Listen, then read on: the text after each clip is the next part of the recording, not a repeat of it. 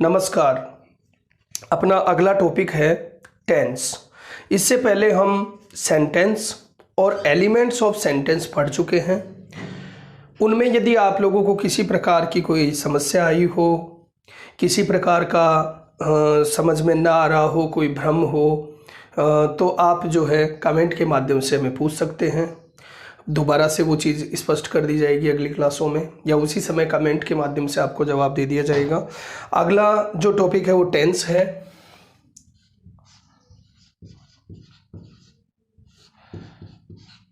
Tense शाब्दिक अर्थ ये Latin भाषा का शब्द है जिसका अंग्रेजी में मतलब होता है टाइम और हिंदी में मतलब होता है समय या काल। समय या काल। टेंस के जो प्रश्न है सभी प्रकार की परीक्षाओं में दो प्रकार के प्रश्न आते हैं। पहला ट्रांसलेशन हिंदी से इंग्लिश में ट्रांसलेट करना या इंग्लिश से वापस हिंदी में ट्रांसलेट करना, पहले प्रकार के प्रश्न। दूसरे प्रकार के जो प्रश्न आते हैं वो अधिकांशतः कॉम्पिटिटिव एग्जाम्स में ही आते हैं। वो होते हैं correct form of the verb का यूज करना या फिर एरर फाइंड करना, गलतियां ढूंढना वाक्यों में, दिए हुए वाक्यों में। तो हमें दोनों ही प्रकार से अध्ययन करना है क्योंकि हम ऐसे क्षेत्र से बिलोंग करते हैं जहां अंग्रेजी एक हमारे लिए अपरिचित भाषा है, नए रूप से हम पढ़ रहे हैं। तो जब तक हमारा बेस मजबूत नहीं होगा तब तक हम आगे वाली चीज़ नहीं समझ पाएंगे। इसलिए उससे पहले आप जो है ट्रांसलेशन वाला देखें। उसके साथ साथ मैं आपको जो है दूसरा जो कॉम्पिटिटिव लेवल वाली इंग्लिश है वो उसके बाद में बताता हूँ। तो टेंस मीन्स हुआ टाइम या समय, लेकिन वास्तव में टेंस को समय शाब्दिक अर्थ तो हुआ, लेकिन इसकी जो मूल डेफिनेशन है वो समय नहीं है। टेंस को समय नहीं कहा जा सकता। टेंस की परिभाषा है the correct form of the verb according to the time. क्रिया का समय के अनुसार सही रूप का प्रयोग करना ही टेंस कहलाता है। समय के अनुसार क्रिया के सही रूप का प्रयोग करना टेंस कहलाता है। लिखें, समय के अनुसार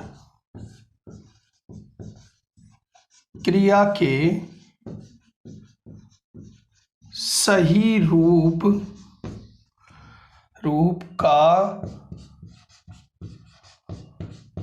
प्रयोग करना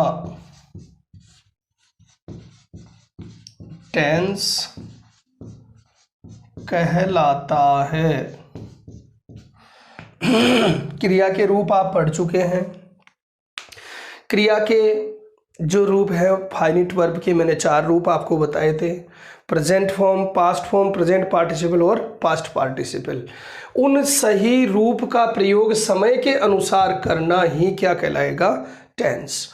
तो ये टेंस होते कितने प्रकार के हैं? ये 3 प्रकार के होते हैं। Tenses are of 3 kinds. Tense 3 प्रकार के होते हैं। 3 प्रकार के होते हैं। Number 1 present tense,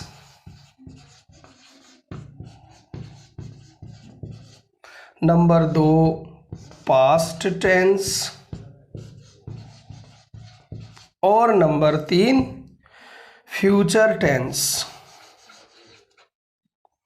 future tense.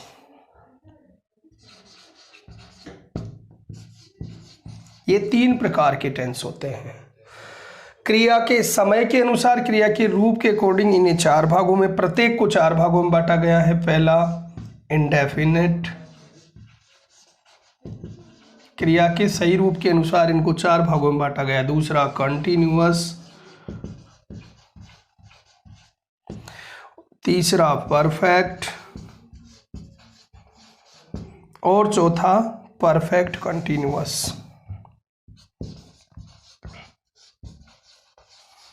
Perfect continuous. ये 4 प्रकार के, प्रत्येक टेंस के 4 भाग हैं। प्रेजेंट के भी 4 हैं, पास्ट के भी ये चारों हैं और फ्यूचर के भी ये चारों हैं। प्रत्येक टेंस को, टेंस 3 होते हैं, प्रेजेंट, पास्ट और फ्यूचर। प्रत्येक टेंस को क्रिया के सही रूप के अनुसार 4 भागों में बांटा, इंडेफिनेट, कंटिन्यूअस, परफेक्ट और परफेक्ट कंटिन्यूअस, ये 4 भाग। इस प्रकार से कुल 12 टेंस हमारे पास होते हैं।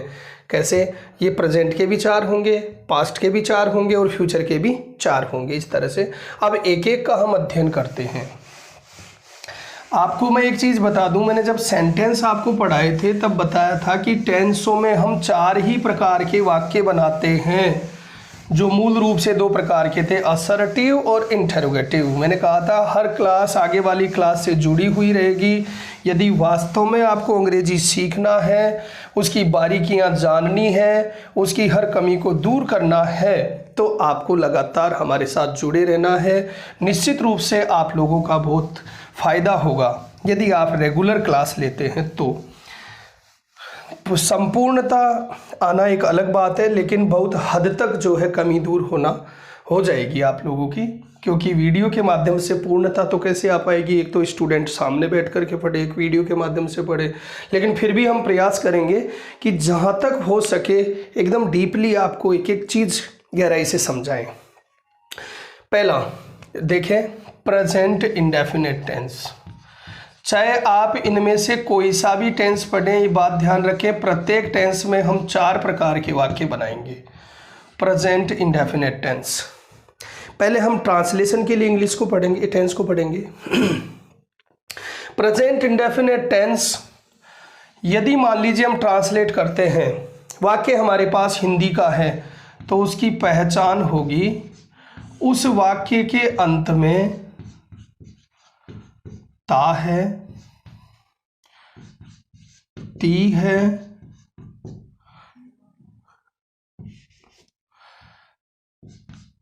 ते है,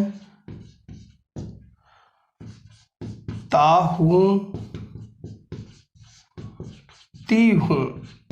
कोई भी हिंदी का वाक्य लिखा हुआ हो और उसके अंत में इनमें से कोई भी शब्द आता है, ता है, ती है, ते है, ता हूँ, ती हूँ आदि शब्द आते हैं, तो आप अच्छे से समझ जाएंगे कि ये हिंदी का जो वाक्य है, यदि अगर अंग्रेजी में हम इसको बदलेंगे तो प्रेजेंट इंडेफिनिट टेंस में इसको बदला जाएगा।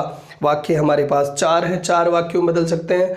यदि वाक्य साधारण है, सकारात्मक है, तो उसमें या तो वर्ब की फर्स्ट फॉर्म या वर्ब की फर्स्ट फॉर्म के साथ एस या ईएस का प्रयोग किया जाएगा। कोई सहायक क्रिया नहीं होती। जितने हम टेंस, मैंने कहा 3 टेंस है, तीनों के 4-4 पार्ट हैं, कुल 12 टेंस होंगे। उनमें से 2 टेंसों में कोई सहायक क्रियाएं नहीं होंगी। वे होंगे एक तो प्रेजेंट इंडेफिनिट टेंस का अफर्मेटिव सेंटेंस और एक पास्ट इंडेफिनिट टेंस का अफर्मेटिव सेंटेंस। वहां कोई प्रकार की सहायक क्रिया नहीं लगती, डायरेक्ट आपको मुख्य क्रिया या मुख्य क्रिया की फर्स्ट फॉर्म के साथ एस या ईएस का प्रयोग करना है। ये किसके लिए? सकारात्मक वाक्यों के लिए, अफर्मेटिव सेंटेंसेस के लिए।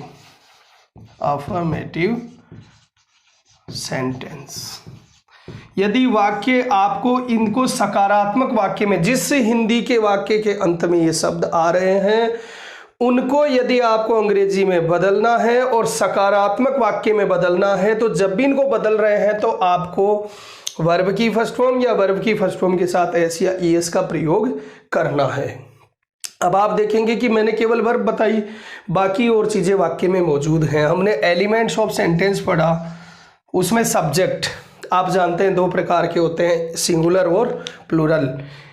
या तो कोई नाउन, एक नाम या एक से अधिक नाम, या फिर pronoun he, she, it, I, we, you, they इसके स्थान पर आएंगे।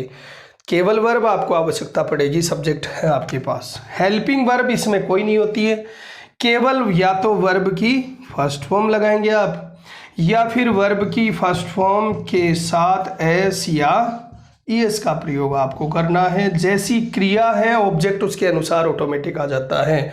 और अदर्स का विस्तार हम आगे चल के पढ़ेंगे। ये देखिए, अब इस सूत्र को हम 2 भागों में बांट सकते हैं। अभी पहले अफर्मेटिव सेंटेंस के बारे में ही बात करते हैं। आगे अगर जल्दीबाजी में आगे बढ़ गए तो पिछला टॉपिक छूट जाएगा।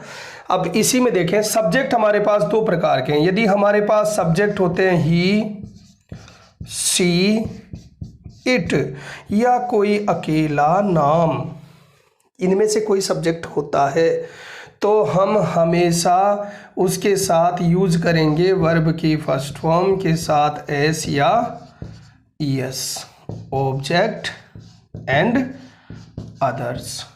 यदि हमारे पास सब्जेक्ट है आई, वी, यू, दे और एक से ज़्यादा नाम, सीता एंड गीता, तो फिर वहाँ हम केवल वर्ब की फर्स्ट फॉर्म का प्रयोग करेंगे।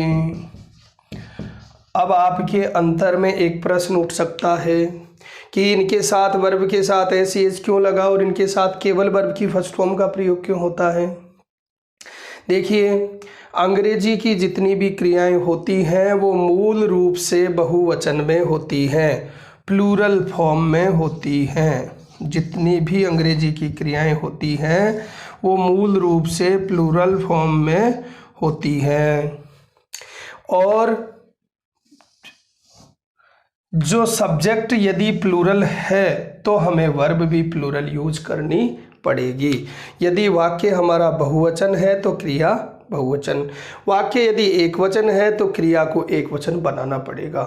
तो इन क्रियाओं को फिर एक वचन बनाने के लिए उनमें एस या ईएस का प्रयोग किया जाता है। याद रहे, आगे जब नाउन हम पढ़ेंगे तो उसमें हम देखेंगे कि नाउन को एक वचन से बहुवचन बनाने के लिए एस ईएस का प्रयोग करते हैं, जबकि वर्ब को बहुवचन से एक वचन में बदलने के लिए एस या ईएस का प्रयोग किया जाता है। इसी तरह से अब देखें, जैसे अब आपके सामने कोई भी वाक्य आता है, हिंदी में कोई सेंटेंस लिखा हुआ है, इनको मैं मिटा देता हूं, आप इनकी फैमिली का ध्यान रखें खुद। देखें, वह है, बंद कर दियो भाई, वह खेलता है, वह मीन्स ही, खेलने को अंग्रेजी में कहेंगे प्ले। मैंने कहा जब कर्ता इनमें से होंगे तो क्रिया के साथ या तो एस लगाओगे या यस, यहाँ यूज करोगे आप एस। ही प्लेज, वह खेलता है। अंत में ता है, ती है, आए, तो आपको इस सूत्र का प्रयोग करना है। यदि एक वचन करता है तो एस या एस लगाओगे, करता बहुवचन है तो केवल वर्ब की। यदि यही क्रिया हम यहाँ लिखें, मैं खेलता हूँ, मैं खेलता हूँ, तो वाक्य क्या हो जाएगा, आई प्ले। न एस लगा न यस, क्योंकि कर्ता बहुवचन है, क्रिया भी बहुवचन है। यहाँ कर्ता एक वचन है तो क्रिया को एक वचन बनाने के लिए उसमें एस या यस। अब आपके लिए एक समस्या फिर हो गई कि एस लगाएं या ईएस लगाएं। देखिए, जिन क्रियाओं के अंत में सी एच, एस एच, ओ, एस, एक्स और जेड, इनमें से कोई भी अक्षर यदि किसी क्रिया के अंत में आता है, अंतिम अक्षर यदि इनमें से कोई होता है, तो उन क्रियाओं के साथ हमेशा, यदि कर्ता एक वचन है, यदि उनको एक वचन बनाना है तो हमेशा ईएस का प्रयोग करोगे।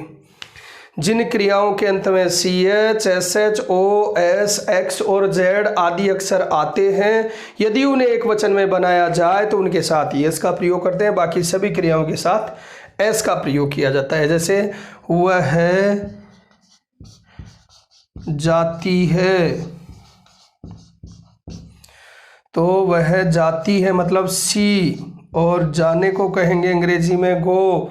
गो के साथ अब कर्ता एक वचन है तो एस या यस लगाएंगे। यहाँ क्या लगाएंगे, यस, क्योंकि अंत में क्या आ रहा है, ओ। तुम जाते हो, ऐसे लिखो, तुम जाते हो,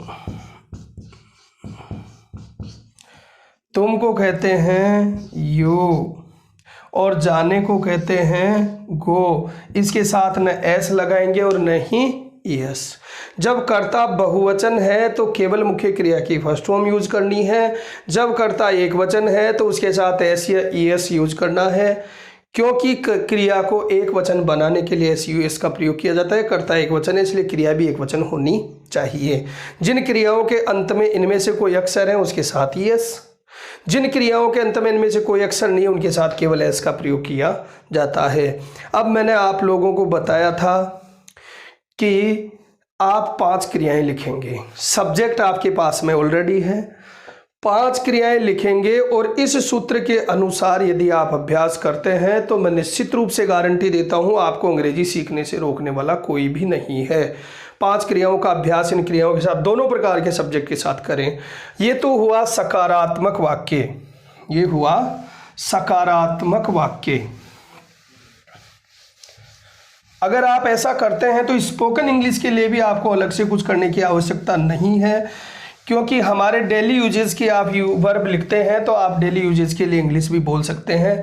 अब देखिए, यदि वाक्य हमारा हो नकारात्मक या प्रश्नवाचक तो वहाँ आप डू या डज के साथ वर्ब की फर्स्ट फॉर्म का प्रयोग करेंगे। यदि कब, जब वाक्य होगा नकारात्मक, नेगेटिव या इंटेरोगेटिव।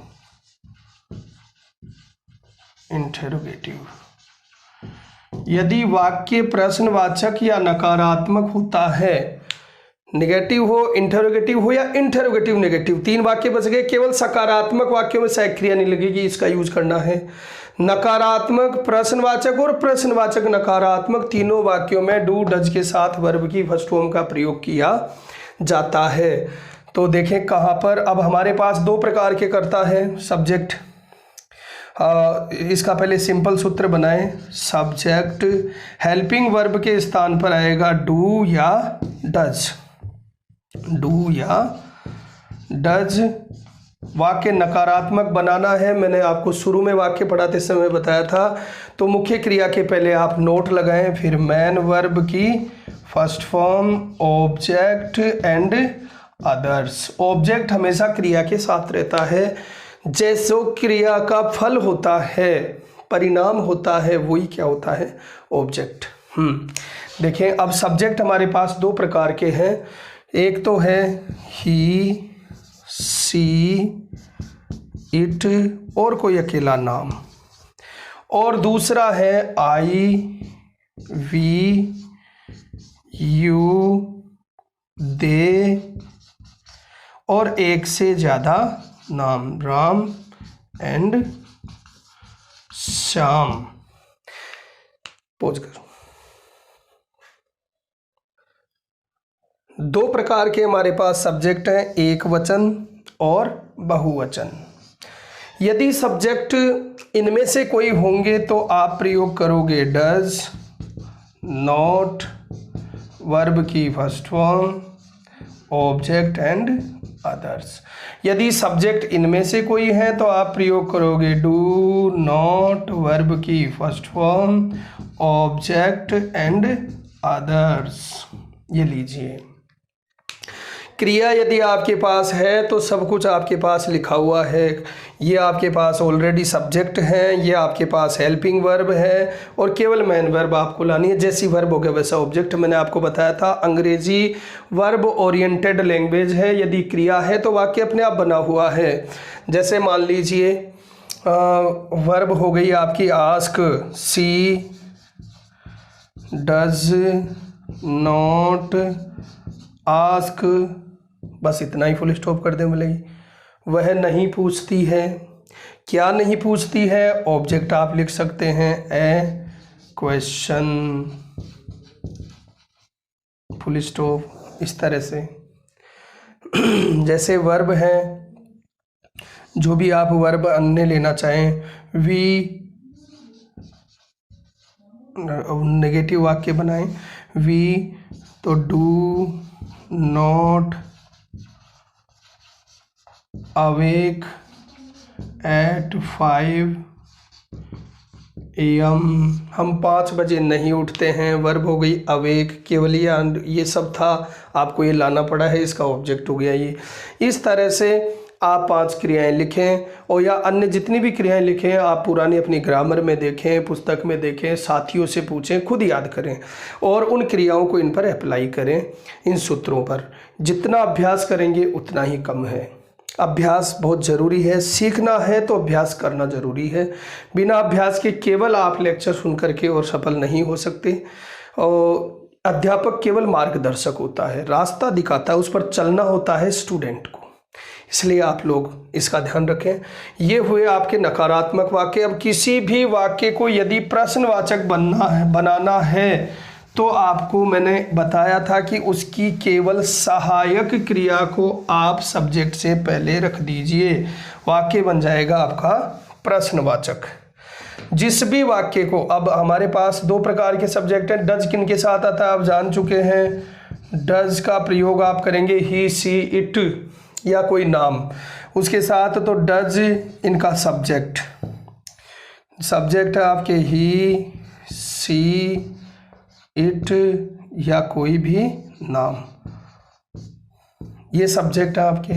प्लस मैन वर्ब की first form, object and others.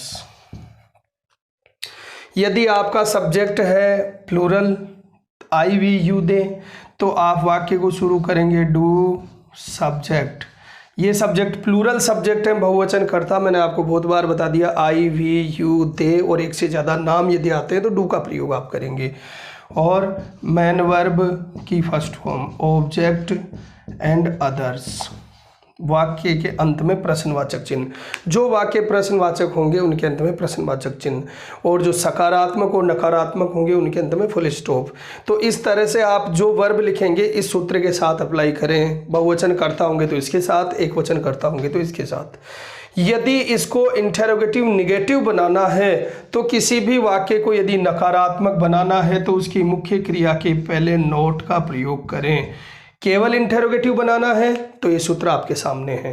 यदि इसको इंटेरोगेटिव निगेटिव बनाना है तो मुख्य क्रिया के पहले केवल नोट का प्रयोग करें। जहाँ भी मुख्य क्रिया है उसके पहले नोट लिख दें, वाक्य नकारात्मक बन जाएगा। प्रश्नवाचक है तो प्रश्नवाचक नकारात्मक बन जाएगा, सकारात्मक है तो केवल नकारात्मक बन जाएगा। इस तरह से ये प्रेजेंट इंडेफिनिट टेंस आपका कंप्लीट होता है। ये 4 सूत्र मैंने आपको बताए हैं। चारों सूत्र के साथ क्रिया को लिख करके आपको अभ्यास करना है। 5 क्रियाएं रोजाना याद करनी है और इनके साथ अभ्यास करें। ये केवल हमारा ट्रांसलेशन का मैटर है।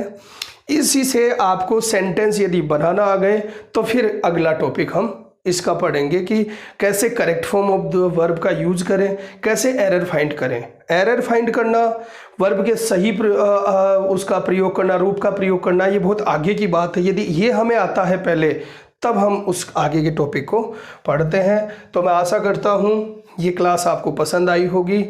अब तक के लिए इतना ही। अगला टेंस हम अगली क्लास में पढ़ेंगे। तब तक के लिए जय हिंद, जय भारत।